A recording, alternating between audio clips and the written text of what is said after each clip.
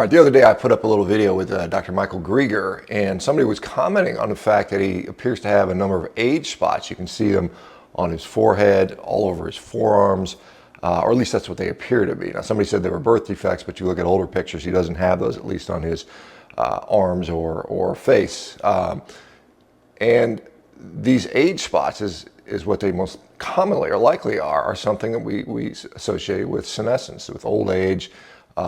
This pigmentation that occurs. Usually you see it in people 70s, 80s, their forearms are covered with all these dark discolorations. He's only 51.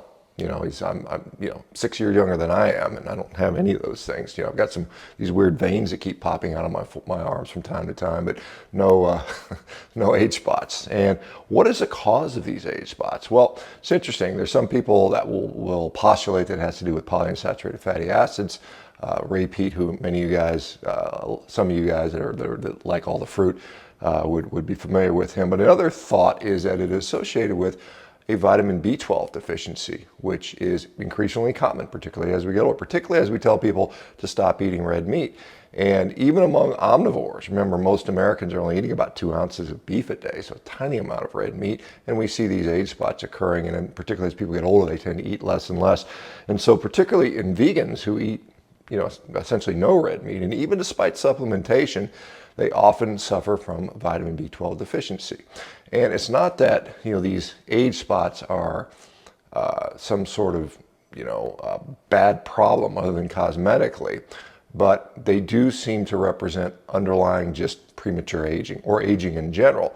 And so I guess the question for you guys, I've never really delved into this subject before. For those people, and I know a lot of folks that follow me are, in many cases, 60s, 70s plus. Have you ever had age spots, and what happened when you went carnivore? Did they resolve? Because the question is, can they resolve? And I think there's some evidence that they can. So it'd be interesting to see how that is. But it's interesting that they hold this. This guy holds himself up as a longevity expert. How to age well or something like that. His book, How Not to Age or something like that. All while visibly aging very prematurely. You look. He appears sarcopenic. He's got.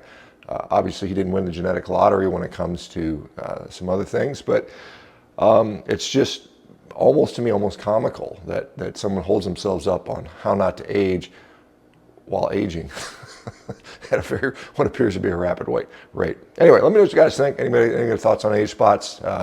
It's not really something I give a lot of thought to because I don't know that it matters that much. But again, it is.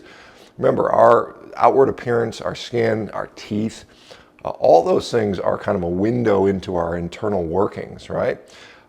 One of many. And so you've got these canaries in the coal mine. If your skin looks extremely weathered and aged, and some of it has to do with sun exposure to some degree, I guess sunburning and things like that. Not that the sun is necessarily, in my view, sun is good for us, to the point until we start burning.